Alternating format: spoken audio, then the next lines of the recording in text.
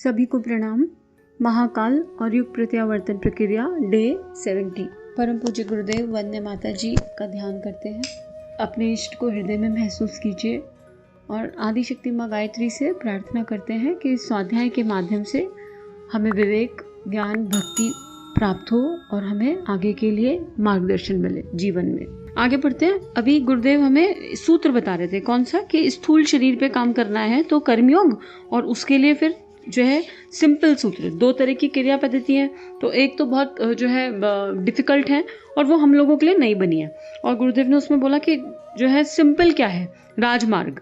गुरुदेव ने राजयोग को बताया और राजयोग में क्या था, तीन जो है उसके आधार थे, वो गुरुदेव ने हमें समझाए कि सिंपल दिखता है राजमार्ग, लेकिन वो अगर वो हमारी लाइफ में वो तीनों बातें हैं बिल्कुल तो बहुत इजी हो जाएगा। और उसी में आगे गुरुदेव हमें समझा रहे हैं कि हर दिन नया जन्म, हर रात नई मौत। इसका क्या मतलब है? वैसे इसको आत्मबोध और तत्वबोध की साधना कहते हैं और शांति कुंज में बिल्कुल नियम से ये साधना की जाती है, सुबह उठने और रात को सोने के बाद। और इस पे शायद एक अलग से वीडियो भी रिकॉर्डेड है आत्मबोध और तत्वबोध की साधना में। तो हमने ये समझ लिया था कि उठने के बाद हमें क्या करना है, एक चेकलिस्ट बनानी है। और ऐसा नहीं कि यहाँ शरीर की मृत्यु की बात हो रही है, वो बात नहीं हो रही यहाँ पे, लेकिन ये हमें याद दिलाने के लिए है। जैसे शिव शंकर अपने ऊपर भभूत लगा के रखते हैं, ये याद रहता है कि ये शरीर कभी भी जा सकता है। राजा जनक का एग्जाम्पल इसमें लिया था। तो एक चेकलिस्ट बनाना है, सुबह उठ के सोचना है कि हम जो भी काम करने वाले हैं, क्या करने वाले हैं, क्या वो परमार्थ के होंगे, क्या वो आत्मा के मूल गुणों के आसपास होंगे, और कैसे हमारा दिन फिर पूरा बीत रहा है, हमें ये ध्यान रखना है। और उसमें भी इंटेंशन बहुत इंपॉर्टेंट है और टाइम की इंपॉर्टेंस गुरुदेव ने बताई कि जो है जीवन समय ही है, ये अच्छे से समझ लीजिए।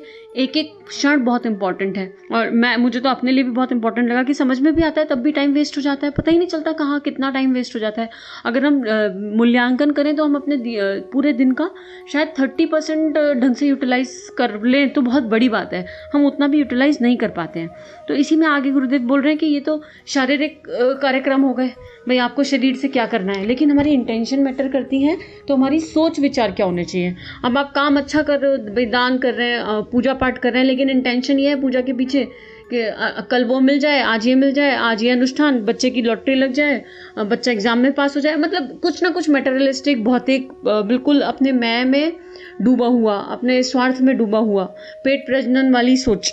तो उस पे भी हमें काम करना है और इस पे गुरुदेव पूरा एक चैप्टर पहले ले चुके हैं कि जो है परमार्थ भाव होता क्या है। तो इसमें पढ़ते हैं पैराग्राफ। शारीरिक कार्यक्रमों के साथ मानसिक क्रिया पद्धति भी निर्धारित करनी चाहिए। किस कार्य को किस भावना के साथ करना है, इसकी रूपरेखा मस्तिष्क में पहले से ही निश्चित कर लेनी चाहिए। समय समय पर बड़े ओछे, संकीर्ण, स्वार्थपूर्ण हे विचार मन में उठते रहते हैं। सोचना चाहिए कि आज के इस अवसर पर किस प्रकार का अनुपयुक्त विचार उठने की संभावना है। उस अवसर के लिए विरोधी विचारों का शस्त्र पहले से ही तैयार कर लिया जाए। ये बहुत अच्छी बात गुरुदेव बोल रहे हैं कि देखिए थॉट ना एक एनर्जी है, हर चीज एनर्जी है। तो आपके मन में अगर कोई विचार आ रहा है तो आप उसे खत्म नहीं कर सकते हो, लेकिन एनर्जी को ट्रांसफॉर्म किया जा सकता है। ये हम सब ने साइंस में भी पढ़ा है कि energy can be transform any time. यही बात गुरुदेव बोल रहे हैं कि अगर आपके मन में कोई थॉट आ भी गया, और हमें सुबह सुबह ही हमें पता ही होता है, मोस्टली पता होता है, क्योंकि जो सबसे पहले थॉट हमारे मन में बनते हैं ना, वो हमारे आसपास के लोगों से, उनके बिहेवियर से बनते हैं। अपने भीतर तो हम झांक के देख ही नहीं पाते हैं, आसपास वालों के बिहेवियर के अकॉर्डिंग हमारे थॉट क्रिएट हो जाते हैं। तो अगर हमें पता है कि XYZ पर्सन मेरी लाइफ में है और जिसके साथ मेरा एक संबंध है और मुझे रहना है, तो उसका जब रिएक्शन या रिस्पॉन्स आएगा तो मेरा रिएक्शन कैसा निकलेगा, तो उस रिएक्शन को रिस्पॉन्स में कन्वर्ट करने की बात गुरुदेव कह रहे हैं कि पहले से ही सोच लो। तो जैसे मैंने अपनी लाइफ में क्या रूल अपना रखा है कि कहीं कोई दूसरा है ही नहीं, हर तरफ से गुरु तत्व बोल रहा है, तो कोई कुछ भी आके बोल जाए बस मन एकदम शांत हो जाता है। मान लीजिए बात ऐसी है जो खट्टी है, आपको बुरी लग गई, तो सबसे पहले तो बुरा किसे लगता है, मेरे फॉल्स आइडेंटिटी को। तो हर्ट का स्कोप खत्म हो गया, तुरंत याद आया किसे बुरा लगा, इला तुम तो हो ही नहीं, तो मतलब या तो पत्नी को बुरा लग गया, या माँ को बुरा लग गया, या बहू को, या बेटी को, तो ये मैं नहीं हूँ, I am much more than this, I am beyond this. ठीक है, पहले तो ये, फिर ये वाली प्रक्रिया खत्म हो जाएगी, फिर दूसरे के लिए कोई भाव ही नहीं आएगा। अब आप सामने वाले में गुरु देख रहे हो, हर किसी में मेरा गुरु बोल रहा है, तो अगर उसने कोई बहुत अच्छी बात बोली तो गुरु चरणों में समर्पित, इदम सद्गुरु इदम नमम। और उसने कुछ ऐसा बोला जो बोलने योग्य नहीं है, तो फिर एनालाइज करो कि इसको बोलने का मौका किसने दिया। मैंने कोई तो ऐसा काम किया होगा कि सामने वाले की ये प्रतिक्रिया आई। अपने उस कार्य को एनालाइज कीजिए।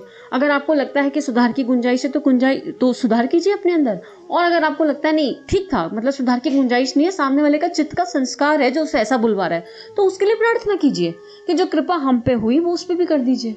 उसको भी समझ में आए कि विवेकपूर्ण निर्णय क्या होते हैं, सही गलत क्या होता है। देखिए, ऐसा नहीं है कि बहुत मुश्किल है, आसान नहीं है लेकिन मुश्किल नहीं है, बस it is all about practice practice and practice. जितना ज़्यादा प्रैक्टिस करेंगे, और इसके लिए वो मूल मंत्र शुरू में गुरुदेव ने दिए, ग्रैटिट्यूड डिपॉजिट करना, फॉरगिवनेस डिपॉजिट करना, उपासना, साधना, ये इन सब में हम क्या करते हैं बैठ के, आप मंत्र जप कर रहे हो, आप साधना कर रहे हो, इसमें जब हम अभ्यास की तरफ चलते हैं ना, तो धीरे धीरे ये अपने आप होने लगता है कि हम सारी सोल्स को थैंक यू बोलें, सबको फॉरगिवनेस वाली फीलिंग रखें सबके लिए, और ग्रैटिट्यूड सबसे इंपॉर्टेंट थिंग, क्योंकि उस XYZ पर्सन ने मुझे मेरे प्रभु के समीप लाने में अपना सहयोग दिया। उसका जो भी रोल प्ले था मेरी लाइफ में उसने किया। वो तो सब मूवी के कैरेक्टर ही तो है, सब में तो भगवान ही है, सब में गुरु है। तो वो उसको जो रोल मिला था, ऊपर वाले ने जो रोल दिया था, और ऊपर वाले ने भी नहीं, हम ही एज अ सोल चुन के लाते हैं हमारी लाइफ में, ये लोग होंगे, ये लोग ये रोल प्ले करेंगे, ये हमारी लाइफ में इस टाइम आएंगे। तो वो लोग अपना रोल निभा रहे हैं, और वो तो बखूबी निभा रहे हैं। हम अपने फॉल्स आइडेंटिटी में मुंह फुला के बैठ जाते हैं, तो कोई लॉजिक नहीं है ना इसका। तो आगे गुरुदेव बोल रहे हैं कि भाई पॉजिटिव थॉट्स हैं, उनकी एक लाइन बना के रख लीजिए पहले ही।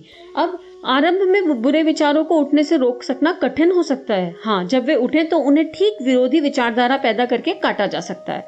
लोहे से लोहा कटता है। अब आपकी क्या अप्रोच होगी, आपको मैंने तो एग्जाम्पल दिया कि मुझे क्या किस चीज़ ने बेनिफिट पहुंचाया। जिसको अच्छा लगता है वो प्रैक्टिस कर ले, नहीं तो आप अपने साथ बैठिए, साधना कीजिए, उपासना कीजिए, और आइडेंटिफाई कीजिए कि आपके लिए कौन सी प्रैक्टिस बेस्ट है। सबके लिए अपनी अपनी एक प्रैक्टिस बनी है, और हर किसी के भीतर से आवाज़ आ जाएगी, लेकिन इट्स ऑल अबाउट कि हम आधा घंटा वो निकालें तो सही। तो यहाँ गुरुदेव लिख रहे हैं, विचारों से विचार भी काटे जा सकते हैं। कामुकता के अश्लील विचार यदि किसी नारी के प्रति उठ रहे हैं, तो उसे अपनी बेटी, बहन, भांजी आदि के रिश्तों में सोचने की, सफेद चमड़ी के भीतर मल मूत्र रक्त मांस की घनित दुर्गंध भरी होने की कल्पना करके उनका शमन किया जा सकता है। आवेश, उत्तेजना, क्रोध, उतावली की बुरी आदतें कईयों की होती हैं। जब वैसे अवसर आए तब गंभीरता, धैर्य, दूरदर्शिता, सज्जनता, शांति जैसे विचार अपने में उस समय तत्काल उठने की तैयारी करनी चाहिए। देखो गुरुदेव एग्जाम्पल दे रहे हैं, गायत्री, आदिशक्ति माँ गायत्री का जो स्वरूप गुरुदेव ने दिया वो क्यों दिया, युवती जैसा, जिससे हमारी भावनाएं, हमारे विचार पवित्र हो सके। कोई भी दे सकते थे ना, एक ओल्ड लेडी भी बना सकते थे, पर नहीं, पूरा गहनों में सजी हुई, एकदम श्री के साथ, और कमंडल, चेहरे पे तेज दमकता हुआ यौवन, युवती वाला स्वरूप क्यों दिया गुरुदेव ने, कि हम अपनी माँ की दृष्टि से उस माँ को देख रहे हैं। हर किसी में ऐसा कर सकते हैं। एक बहुत अजीब लगेगा आप लोगों को सुनने के लिए, लेकिन एक एग्जाम्पल है, बताती हूँ मैं आपको। जैसे मेरा ईटिंग हैबिट बहुत खराब था, बहुत ज़्यादा खराब था पहले, आज से 10-12 साल पहले। और ऐसे खराब नहीं कि कुछ नॉनवेज खा रहे हैं, कुछ नहीं, बट खराब इन सेंस बिना भूख के खाना। भूख नहीं लग रही है, अपने से पूछ ही नहीं रहे कि ये खाने की आवश्यकता है क्या, मेरे शरीर को इसकी जरूरत है या नहीं है, फिर भी खा रहे हैं। अरे अपने से पूछ तो लो, गुरुदेव ने तो नियम दिया, कड़ी भूख लगे बिना कुछ मत खाओ, wait for your hunger trigger. फिर अगर भूख 4 बार लग रही तो 4 बार खा लो, 5 बार लग रही तो 5 बार खा लो, लेकिन कितना खाओ उस पर भी विवेक लगाना है। लेकिन अपने को नहीं चेती थी आत्मा तब तक, तो संस्कार था, बचपन का ही था। लेकिन एक सूत्र मिला, और मतलब इसे अदरवाइज मत लीजिए, ऐसा सूत्र मिला कि जब खाने की तरफ मन भाग रहा है, संस्कार की तरफ, तो ध्यान से उस खाने की तरफ देखो और सोचो अल्टीमेटली ये बन क्या जाएगा। पोषण तो क्या ही मिलेगा, क्योंकि जब आपका मन भागता है तो आपका मन कोई बहुत हेल्दी ऑप्शंस की तरफ नहीं भागता है कि उबली हुई सब्जियां खानी है मुझे, या मुझे बॉइल्ड दाल रोटी खानी है। नहीं, ये चिप्स, कुरकुरे, फालतू की चीजें आती थी ना, उन पे मन भागता है। मन की तो यही दशा, दुर्दशा है, जब तक मन मित्र नहीं बन रहा है। तो इसका अल्टीमेटली होगा क्या पेट में जाके, अल्टीमेट प्रोसेस क्या है। जब हम उस अल्टीमेट प्रोसेस के बारे में सोचते हैं ना, तो वो विचार ही खाने का चला जाता है। तो केवल यहाँ क्या है, ये एग्जाम्पल दे रहा है कि विचारों को विचारों से कैसे काटा जाए। अब मन नहीं मान रहा तो मन को बता दिया कि भैया ये मुंह में ही केवल स्वाद है, वो भी क्षणिक है, टेम्परेरी है, पेट में जाने के बाद इसका भी कुछ नहीं होने वाला। ये जैसे ये शरीर मल मूत्र का बना हुआ है, इस सब का वही होना है, और उसके बाद पोषण कुछ मिलना नहीं। तो इस तरह विचारों से विचारों को काट के कहीं फिर खाने की एनर्जीज पे सुधार हुआ, और आज पहले से अभी भी बहुत इंप्रूवमेंट है, और अभी एरिया ऑफ इंप्रूवमेंट बहुत ज्यादा है, लेकिन पहले से बहुत बेटर हो गई स्थिति अगर उस समय से कंपैरिजन करें, उस समय से देखें तो। और इसमें साधना की शक्ति लगती है, इसमें उपासना की शक्ति लगती है। अब आप ऐसा सोचें कि आप सूर्य की एनर्जी, सूर्य की ऊर्जा अपने भीतर लेंगे नहीं, अपने भीतर जाएंगे नहीं, और ये प्रैक्टिस करेंगे तो शायद मुश्किल हो। पिछले जन्म की कुछ साधनाएं बाकी हो तो पता नहीं, लेकिन शायद मुश्किल हो। अपने एक्सपीरियंस से तो ऐसे ही लगता है कि मुश्किल होगा। आगे गुरुदेव लिख रहे हैं, प्रातःकाल चारपाई पे पड़े पड़े दिन भर के समय का विभाजन तथा विचार संघर्ष की योजना बनानी चाहिए। ऐसी दिनचर्या तैयार करनी चाहिए जिसमें शरीर से ठीक तरह कर्तव्य पालन और मन ठीक तरह सद्भाव चिंतन होता रहे। इस कार्य के लिए 15 मिनट से लेकर आधा घंटे का समय पर्याप्त है।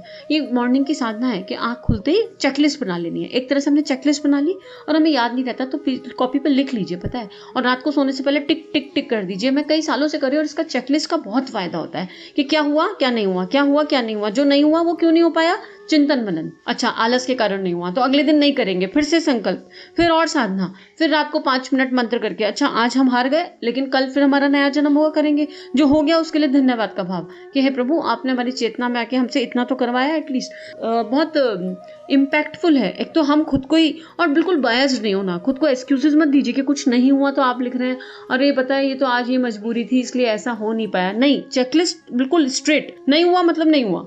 और जो आप बना रहे हैं अपनी दिनचर्या वो सच्चाई के धरातल पे होनी चाहिए। बोरोड लाइफ मत लीजिए, आप अपनी लाइफ एनालाइज कीजिए, आपके लिए क्या संभव है क्या नहीं, उसके हिसाब से ही अपनी चेकलिस्ट बनाइए। गुरुदेव कहते थे कि जो संकल्प होते हैं ना वो क्षमता से थोड़े से ऊपर होने चाहिए बस, लेकिन किसी की बोरोड नहीं कि क्षमता तो 11 माला करने की है तो 11 की जगह 15 ले लो, देखा बजूबाला 27 कर रहा है तो ले ली 27, एग्जाम्पल दे रहे हैं। तो आपकी चेकलिस्ट केवल आपकी ही होगी, don't borrow it from anyone. आगे इसमें गुरुदेव लिख रहे हैं इतने में खुमारी भी दूर हो जाती है। ऑब्वियसली जब इतना चिंतन मनन सुबह सुबह चलेगा, बैकग्राउंड में मंत्र चलेगा तो खुमारी भी दूर हो जाएगी, आलस अपने आप दूर हो जाएगा और उठने के लिए स्फूर्ति भी आ जाती है। अब पता है कि मेरा आखिरी दिन है ना, यही तो हमने कल्पना करी कि आज भगवान की बगिया में ये दिन मिला और उसको सजाना है, तो भागेंगे फटाफट उठो, अब जो चेकलिस्ट बनाई है उसे पूरा करो। उस निर्धारित दिनचर्या को कागज पर नोट कर लेना चाहिए और समय समय जांचते रहना चाहिए कि निर्धारण के अनुरूप कार्यक्रम चल सक रहा है कि नहीं। जहां भी चूक होती है उसे तुरंत सुधारना चाहिए। यदि सतर्कता पूर्वक दिनचर्या का पालन रखा जाए, शारीरिक आलस्य और मानसिक प्रमाद से पग पग पर लड़ते रहा जाए तो प्रातःकाल की निर्धारित योजना रात को सोते समय तक ठीक ही चलती रहेगी। गुरुदेव और एक चेक दे रहे हैं, साधना की बात बता रहे हैं। चेकलिस्ट रात को नहीं, हर घंटे, जो साधना के समय पहले ऑडियोज में बताया भी है कि एवरी आवर आंख बंद करो 5 मिनट और देखो इस पल मेरे विचार इस घंटे कैसे रहे। यही बात गुरुदेव बोल रहे हैं, हर घंटे वो चेकलिस्ट उठा के देख लो। और केवल 2 ही कारण होंगे फॉलो ना कर पाने के, शारीरिक आलस्य और थॉट में आलस में बैठे हुए हैं, मानसिक प्रमाद, नेगेटिव चिंतन चल रहा है, आलस में बैठे हुए हैं वही, या फिर सच्चाई के धरातल पे बनी हुई ना हो, यही कुछ कारण हो सकते हैं। तो इसी को गुरुदेव बोल रहे हैं कि आधी जो है ना विन विन सिचुएशन हो जाएगी। आगे लिख रहे हैं इस प्रकार हर दिन नया जन्म वाले मंत्र का आधा भाग रात को सोते समय पूरा करना चाहिए। हर घड़ी अपने को सतर्क रखिए, जागरूक रखिए। उत्कृष्टता का जीवन में अधिकाधिक समावेश करने के लिए प्रयत्न किया जाए तो निसंदेह वह दिन पिछले अन्य दिनों की अपेक्षा अधिक संतोषप्रद और अधिक गौरवास्पद होगा। इस प्रकार हर दिन पिछले दिन की तुलना में अपेक्षाकृत अधिक आदर्श बनता चला जाएगा और कर्मयोग की तत्व दर्शन में हमारी जीवन पद्धति ढलती जाएगी। कर्मयोग का जो तत्व दर्शन है वो यही है कि हम अपने आप से रोज पूछें क्या हम कल से बेहतर हैं आज। हम एज एन बॉडी नहीं, हम एज एन क्वालिटी, श्रेष्ठ गुणों के समुच्चय में जो मेरे अंदर कल था क्या आज मैं उससे कुछ बेटर हूँ। बस अपने आप से ये पूछना है डेली। और उसके लिए गुरुदेव ने बहुत तरीका बता दिया। चेकलिस्ट बना लो, साधना कर लो, अपने आप के साथ चिंतन मनन करो। साधना मतलब हर घंटे का चेक, तो गुरुदेव ने सारे उपाय बताए। अब मंत्र का आधा भाग प्रयुक्त करने का अवसर आता है। अभी आधा पूरा हुआ है ना, हर रात नई मौत की बात। अभी गुरुदेव कह रहे हैं हर रात नई मौत। अब ये फिर लगता नेगेटिव, नहीं।